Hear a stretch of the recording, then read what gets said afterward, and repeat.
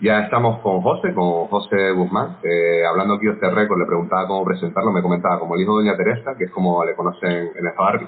Bueno, yo le conocí de pibito porque fue uno de mis primeros referentes en la CNT, bregando la cuestión sindical y demás.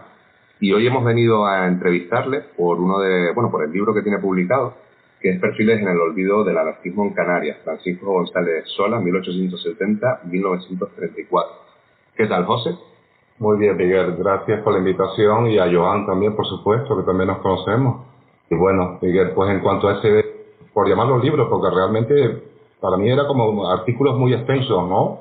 Y había que condensarlos de alguna manera. Pero bueno, es que no llega ni a 100 páginas, ¿no? Realmente. Por eso es tan cortito el libro, pero sí es cierto que bueno, que ha suscitado a través de estos años, desde que fue publicado, pues hace mucho, en 2010, si no me equivoco, bastante interés y ha sido reeditado y está en muchos sitios, en distintas bibliotecas muy reconocidas, o como por ejemplo el Instituto de Historia Social de Ámsterdam, ¿no? Ni más ni menos.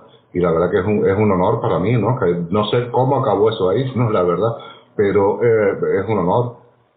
En cuanto a este trabajo, pues digamos, Francisco González Sola, porque bueno, pues la verdad que fue algo bastante coyuntural, porque el nombre de Paco Sola a mí me sonaba desde niño, porque yo me quedé con mi abuelo, que fue un militante de CNT durante la República, bueno, y anteriormente, pero bueno, y especialmente durante la República, y él sobrevivió a todo aquello, con otros compañeros más que también lograron sobrevivir, a pesar de las penurias que tuvieron que pasar, ¿no? Pero bueno, por lo menos vivieron, no fueron asesinados. Y me acuerdo de chaval en el barrio, en casa de mis abuelos, porque yo en gran medida me crié con ellos, cómo hablaban entre ellos y cómo mencionaban nombres de antiguos militantes y tal. Y bueno, uno de ellos era el Paco Sola, ¿no? Tanto que yo pensé que era pues un isleño más de tantos otros que se conocían entre ellos. Bueno, sorpresa mía que muchísimo tiempo después me di cuenta que el tal Paco Sola era precisamente Francisco González Sola, propagandista andaluz de los primeros andaluces, del anarquismo original, digamos, es de la segunda mitad del siglo XIX. De hecho, él muere en el 34, ya muy mayor bueno, y enfermo, ¿no? Realmente. Ahí cuando me di cuenta de la importancia del tal Paco Sola, que va a ser ni más ni menos que este señor, ¿no? Y que bueno, tela, ¿no? La verdad, y recopilando datos y sus andares, como propagandista especialmente, que es lo que era. Era un gran retórico, era un gran orador y muy buen escritor. Y bueno, al final me di cuenta del peso que había tenido este personaje, ni más ni menos. Que para ellos y entre ellos era un compañero más, ¿no? Claro, lógicamente. Y supongo que también en el libro se entrevé lo que fue la CNT o el anarquismo en esos primeros años del siglo pasado, ¿no? Sí, sin duda, sin duda. De hecho, Paco Sola fue uno de los promotores, de alguna de las maneras, aunque él era específico realmente, en el sentido de que, en mi opinión, era más anarquista que anarcosindicalista, digamos, en el sentido de esto, pero bueno, estaba la organización, la CNT, y él colaboró profundamente con esa organización. Y la CNT colaboró con él también, porque él pasó muchas penurias y la organización pues le prestaba su apoyo económico. Sin ir más lejos, el funeral, el entierro, todo eso va a ser costeado por la propia organización porque murió en la mayor de las penurias. A pesar de que realmente Paco Sola tiene un origen posiblemente burgués, viene de buena familia, era un tipo que escribía muy bien, que tenía y bueno, se entrevé y más una persona de esa época. Entonces sí, pero bueno, ya ves, se comprometió a la idea, como él le llamaba, y bueno, sí que intentó autofinanciarse montando negocios de fotografías como Santa Cruz, el estudio fotográfico La Sevillana, eso fue de él, ¿no? Que fue bastante conocido en su época, y siempre apoyando al sindicato en todos los sentidos, sobre todo en términos propagandísticos, porque es que era muy buen orador. Ya lo había demostrado previamente en su exilio en Cuba, en La Habana, como organizador del sindicato en distintas localidades, orador. Hay crónicas de él, de donde es expulsado después, efectivamente, por las autoridades, ¿no?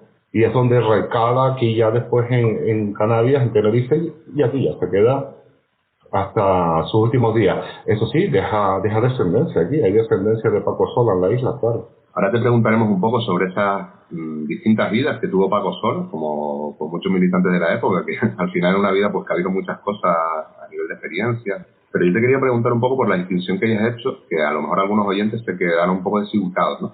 CNT, y sobre todo la CNT, digamos, histórica, ¿no? Y más conocida, pasa por mucha gente por ser una especie de sindicato anarquista, ¿no? Pero tú ya has hecho esa distinción, bueno, Paco Sola es un perfil más específico, ¿no? ¿Cuáles eran un poco las cuitas o los debates en esa época en CNT? ¿Y por qué podríamos ubicar a Paco Sola en ese perfil más anarquista, digamos, especificista, que en un perfil anarcosindical o netamente sindicalista? Sí, bueno, es que ideológicamente era claro, pero es que claro, para entenderlo hay que buscar lo anterior a Paco Sola, por ejemplo, en su militancia en Andalucía. Él era de origen andaluz, ¿no? Ahí nos vemos ya por dónde despunta Paco Sola. Es promotor de la Escuela Moderna, colabora en la Revista Blanca, en fin, con la madre Federica Monseni, Soledad Gustavo. En fin, ya ahí se ve claro que lo de él es un tema puramente específico. Luego surge después la organización, la CNT, aunque ya venía organizada con otros nombres, ¿no? Efectivamente. Pero bueno, lo de él ya estaba preclaro desde muy joven. Hay artículos de él en la Revista Blanca, ni más ni menos, ¿no? Y se codeó con todos aquellos ideólogos primigenios, llamémoslo así, de la segunda mitad del siglo XIX, del anarquismo hispano o ibérico, vamos a decirlo así. Y ahí aparece ya Paco Sola desde ese principio, entonces ahí ya se entiende por dónde van los tiros de Paco Sola. Luego ya aparece la CNT y bueno, pues se incorpora a ella y la apoya en toda su mano. Pero realmente la propaganda de Paco Sola era más de carácter anarquista. Si nos leemos las crónicas de algunos mítines que dio, bueno, algunos no, multitud, pero bueno, de esos mítines, algunas por fortuna quedaron registradas, ¿no? Registradas porque habían cronistas ahí apuntando todo. Por ejemplo, en el mitin en el que colaboró en Santa Cruz de Tenerife en 1932 junto a Buenaventura Durruti. Y esta crónica la recoge Manuel Pérez, el secretario general de la CNT de la Regional Canaria de aquel momento, porque era director del periódico En Marcha. Y él recoge esta crónica, la publica y bueno, ahí está el discurso de Paco Sola, está el discurso de Durruti, y fantástico, ¿no? De aquel momento, del año 32. E incluso ahí parece que hay algunas palabras de Durruti que a Paco Sola no le acaba de encajar. Y si te ves porque primero interviene Durruti y luego Paco Sola. Y si te ves la respuesta, pues parece que algo ahí que sí que eran compañeros, pero porque Durruti llama mucho a la juventud. Y entonces Paco Sola un poco le replica, es simpático, ¿no? Lo demás, estupendamente de acuerdo todos, de que no se olviden de los mayores, de los viejos combatientes, de los viejos que hemos estado aquí en la idea de toda la vida. Es simpático eso. Pero sí, efectivamente yo creo que Paco Sola promovía más la idea, y, a términos retóricos, ideológicos, que el sindicalismo o anarcosindicalismo en sí mismo. Pero es que Paco Sola es más antiguo. Si te digo, en el 34 falleció con casi 70 años, por lo tanto, es que es un personaje de los antiguos, ¿no? Sí, que desde los 60 estaba, a finales de los 60 o 70 estaría dando guerra ya. Y uno de los sitios donde dio guerra es en Cuba, ¿no? ¿Cómo fue esa etapa cubana? Pues sí, fue bastante interesante. Si nos metemos en profundidades habrá que consultar prensa porque hay artículos de él en la prensa cubana. Se sabe que junto a Saavedra, que era otro reconocido ideólogo del anarquismo andaluz, junto con él también, exiliado, deportado o exiliado. Yo creo que Saavedra fue deportado, una cosa muy extraña. Pero bueno, coincidieron y no paraban de promover el anarquismo allá donde estuviesen. Es increíble. Hay artículos en ese sentido, hay crónicas. En todos los pueblos allá por donde pasaban era siempre haciendo mítines y propaganda. O se asociaban y sacaban un periódico libertario en ese momento y así. Hasta que las autoridades al final ya se cansan de él, es un elemento muy peligroso, ¿no? Y así aparece en la prensa también, porque hasta la expulsión de él está publicada en la prensa cubana. No me digan ahora datos, creo que está recogido en ese trabajo, pero bueno, es que sale hasta publicado cuando lo expulsan de Cuba, que era un elemento, un revoltor, y no interesaba, junto con otros militantes anarquistas de su generación, como Saavedra, uno de ellos, ¿no? Y sí, además, y organizando sindicatos de alguna de las maneras también, participando en la organización de esos sindicatos más bien, de tabaqueros, por ejemplo, ¿no? En Cuba. Algo que ocurre con la historiografía del anarquismo en Canarias es que es una historiografía ante todo militante. O sea, es decir, por lo que sea, la academia hasta hace relativamente poco no se ha interesado por el sindicalismo canario, mucho menos por el anarquismo, y ha ido todo saliendo pues, gracias al esfuerzo pues, tuyo y de otras compañeras como Raquel Pérez Brito, que ya le invitamos en su momento al programa, Ricardo García Luis, quizás uno de los que tiene más material publicado y se le debe muchísimo. Pero bueno, es como un olvido sobre el olvido, ¿no? Y a veces en Canarias te da como esa sensación de estar huérfanos de tradiciones, cuando realmente hemos tenido unos militantes súper significados y una gente muy bregadora, ¿no? Tú te decides a recuperar la memoria de Paco Sola, pero hay otras muchas memorias que quedan un poco ahí en el tintero, ¿no? ¿Cuál era el escenario de esa CNT Canarias? ¿En qué momento se funda? ¿Quiénes son los referentes con los que comparte Paco Sola vivencias?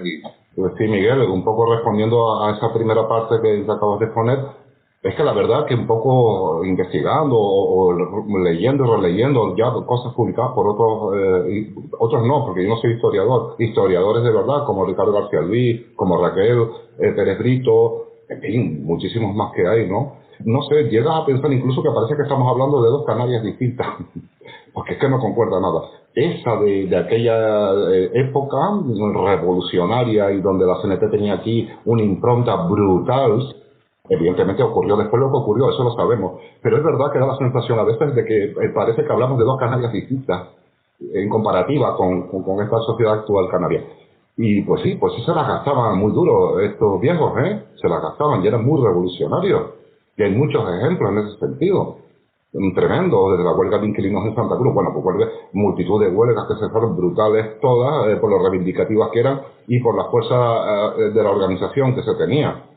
O, por ejemplo, detalles significativos como lo que ocurrió en Buenavista del Norte en el año 34, van y declaran el comunismo libertario. Sin duda es un hito en toda Canarias. Es lo único que ocurrió. Es verdad, duró 48 horas, es cierto, pero que ocurrió y de una manera, digamos, oficial, sí ocurrió eso. Y está en la prensa, tanto de obrera como de la prensa, digamos, burguesa de aquel momento. Y parece que no nos reconocemos ahora mismo, realmente, ¿no? Curioso, pero sí, es cierto. Y a lo otro, Miguel, ¿con qué personajes coetáneos, que no contemporáneos de Paco Sola? Bueno, pues imagínate, el tiempo que le tocó. Como mínimo, con todos, con Manuel Pérez, con los jóvenes militantes comprometidísimos que después fueron asesinados, como Amadeo Hernández, Paulino Hernández, con Durruti, va y coincide aquí y dan el meeting conjuntamente en Santa Cruz en el año 32. Tú imagínate, luego él fallece en el 34, claro. Pero imagínate con qué grupos se estaba codeando y a quiénes llegó a conocer y quiénes tuvieron la suerte de conocerlo a él, ¿no? Como por ejemplo el caso de mi abuelo y de otros compañeros de él, de su época, ¿no? Una suerte para ellos. Es más, hablaban así, los hablaban como unos personajes tremendos, ¿no?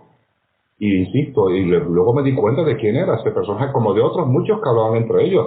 Los viejos que lograron sobrevivir a todo aquello, que a veces en casa de mis abuelas, y yo muy chiquitín, pues mira, pues los escuchaba y bueno, también es verdad porque por mi afiliación y militancia en CNT, porque si no tampoco me hubiese enterado. Claro, hubiese cogido otro derrotero distinto y no me hubiese enterado de nada de todo aquello. Pero ese es el origen realmente de todo esto. ¿Cuál ha sido la metodología que has seguido para ir hilvanando y tirando del hilo y consiguiendo, pues eso, montar ese conjunto de relatos o de escritos? Especialmente lo que hablaban los viejos de la figura de Paco Sola. Y luego indagando, cuando me di cuenta realmente, digamos, el calado del personaje, ya buscando referencias de él en distintas publicaciones, como la Revista Blanca, por ejemplo, o el En Marcha de Santa Cruz, y aparte va y te lo encuentras, ¿no? Todo es el interés por ese personaje, y luego ya, un poco viendo quién era, buscando en ese sentido, ¿no? Y ahí encuentras ya artículos de él, referencias de él, y cuestiones así. Y así poco a poco, pues bueno, se va conformando lo que apareció. Pero sobre todo me gusta que además hay artículos de él literalmente, ¿no? Transcritos literalmente que aparecieron en el periódico En Marcha, por ejemplo, o en la Revista Blanca, y los transcribo literalmente, porque bueno, es una manera de volverle a dar la voz y la palabra a Paco Sola, ¿no? Y para que la gente entienda mejor por dónde iban el tema ideológico de este señor. Y es bueno, porque además eran artículos que quedaron inéditos ya en ese momento. No digamos lo de la Revista Blanca, que tuvo bastante alcance, pero por ejemplo los aparecidos en el periódico En Marcha, pues ya no tanto, y resultan inéditos en este sentido, ¿no?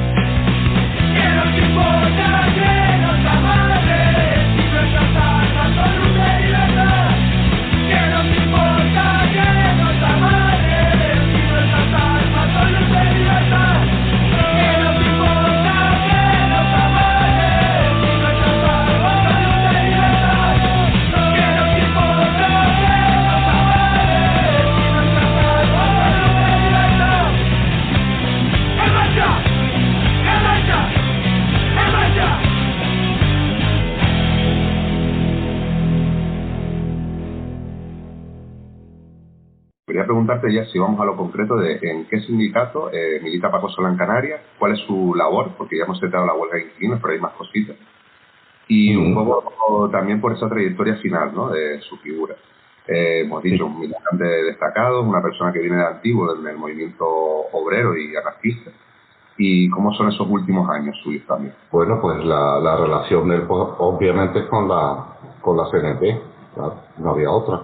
Pero bueno, él es verdad que en esos tiempos, bueno, pues intenta sobrevivir como puede, siempre con la idea un poco de no estar sometido a un patrón y cosas así, y autogestionarse y autofinanciarse. Por eso él monta sus cosas, como es la fotográfica La Sevillana, ¿no?, que aparece en Santa Cruz de Tenerife, junto con Juan García Díaz, que es otro anarquista muy conocido, de origen andaluz también, que coincide aquí también, ¿no? Un poco coinciden y también un poco se dedican a lo mismo. Después es verdad que acaban enfrentados por distintos motivos, pero bueno, en ese sentido, hablando claro, pues buscándose la vida de lo que él sabía a nivel profesional, que era el tema de las ampliaciones fotográficas y la fotografía de aquella época, ¿no? Y monta su propio estudio en Santa Cruz, como es La Sevillana, que hay anuncios de la época de ese estudio, y hay cosas que sí que pues era él, ¿no?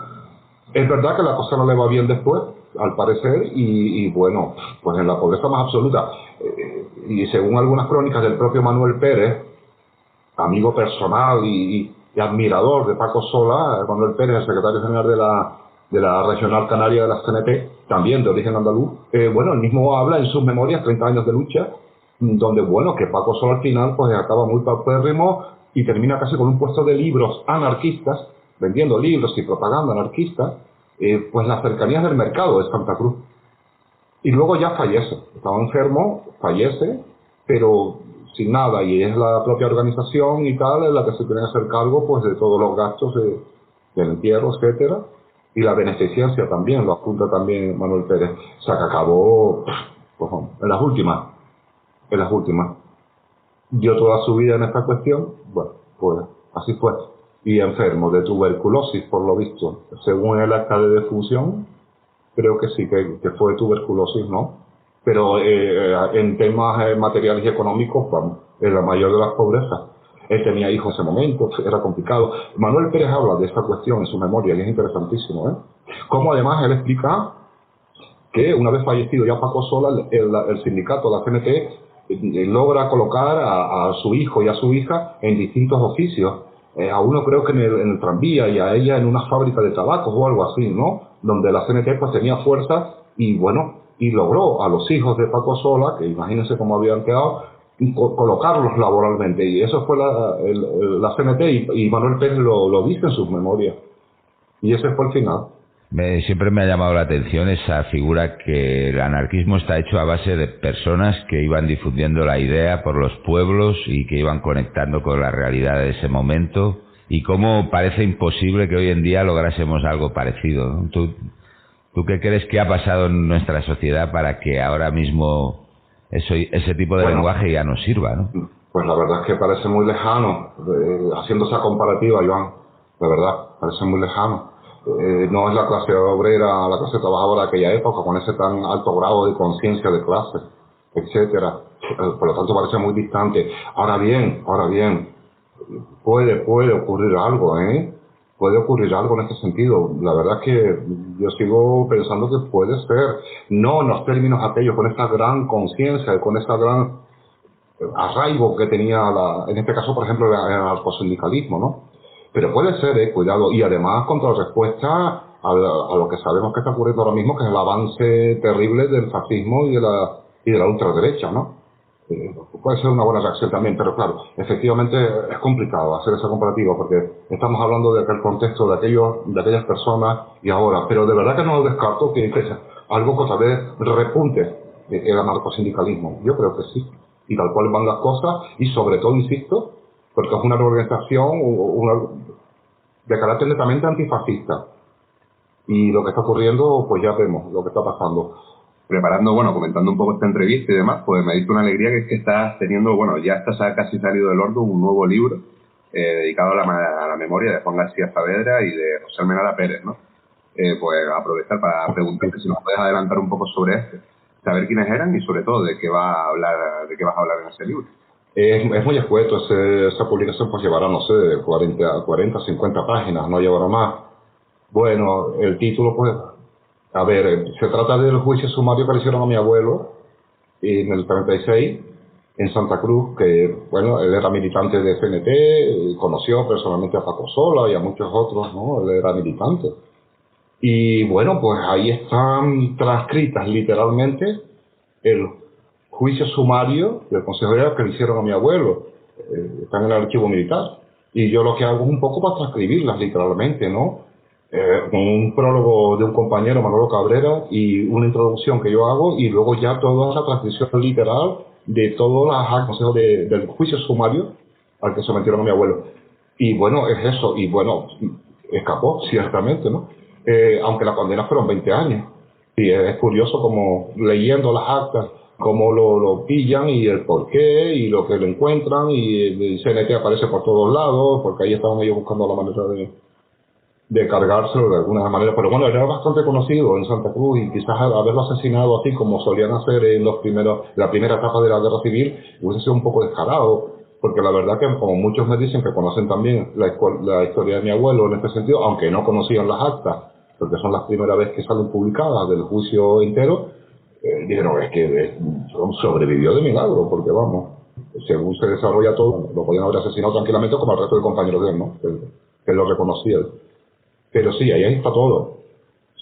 Son 20 años que a lo que le condenan al hombre, no sé, pues simplemente un poco porque a él se le detiene en agosto del 36 por fuera del cuartel de Almeida, en Santa Cruz, según todo consta en el sumario, en las actas literales que están ahí transcritas.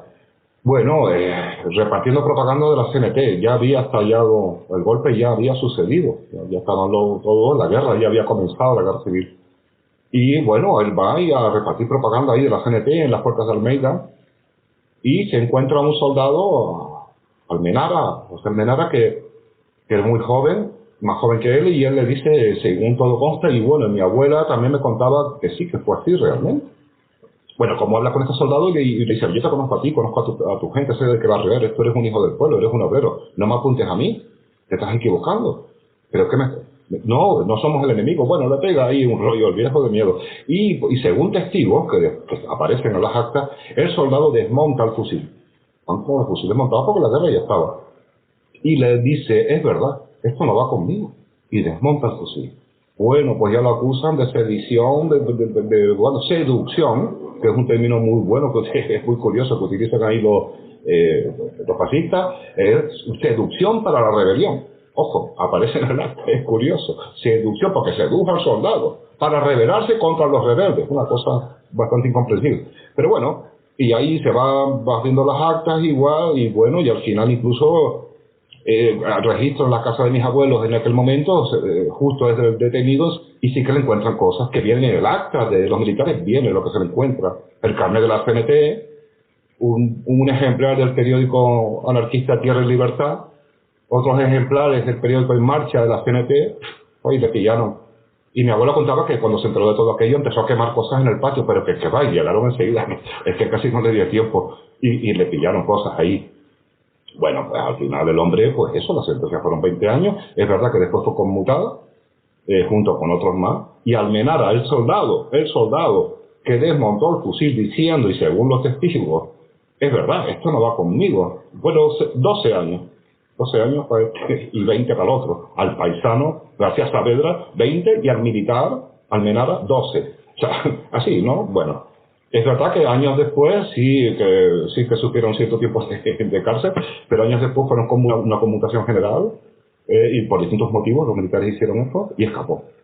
Es verdad, y como él decía, y Pancho Camurria, el luchador, también perteneció a la organización, y es una historia muy interesante esta.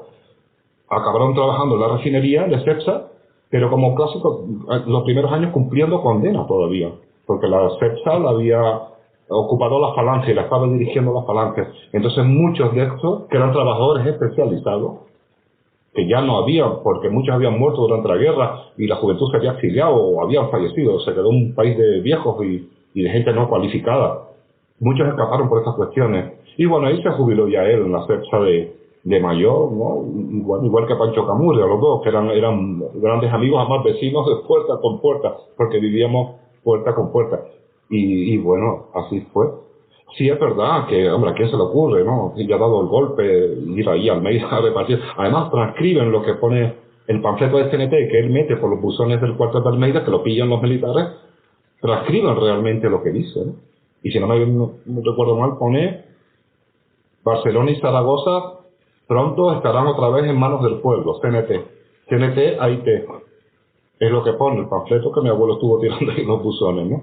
Escuchándote hablar de la refinería, de la Cepsa, ¿no? Es verdad que en el programa dedicamos un episodio a hablar de su historia, pero quizás en su historia más reciente, a partir de la transición, ¿no? Pero la historia de la CNT con la refinería viene de muy largo, ¿no? ¿Podrías contarnos un poquito sobre eso? Porque, vamos, yo creo que es interesante y tú precisamente conoces bastante bien el tema. Sí, efectivamente. Vamos a ver, la refinería aparece o se pone en marcha a finales de los años 20. La inaugura Primo de Rivera, una cosa antigua. Bueno, de hecho es la petroquímica más antigua de todo el Estado español.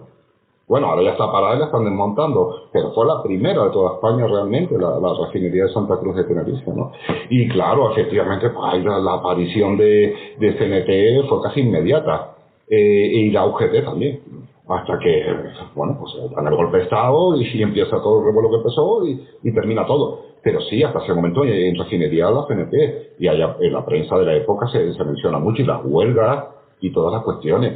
Es más, de hecho, coincidiendo con una de las huelgas de la refinería, donde estaba CNT y UGT, y especialmente CNT con mayor presencia, ocurre el famoso atraco a la petrolífera, que así aparece en la prensa de la época.